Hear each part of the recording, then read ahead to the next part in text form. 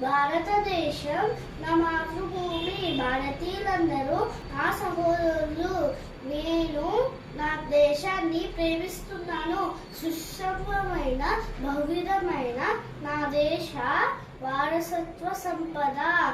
దీనికి నాకు గర్వకారణం. దీనికి అర్హత పొందడానికి సర్వదా నేను కృషి చేస్తాను. నా తల్లిదండ్రుల్ని, ఉపాధ్యాయుల్ని, పెద్దలందరినీ గౌరవిస్తాను. ప్రతి వారితోనూ మర్యాదగా నడుచుకుంటాను.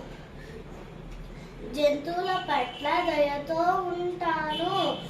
నా దేశం పట్ల, నా ప్రజల పట్ల సేవానిధితో ఉంటానని ప్రతిజ్ఞ చేస్తున్నాను. వారి సేవానిధులే నా ఆనందానికి మూలం. ధన్యవాదాలు.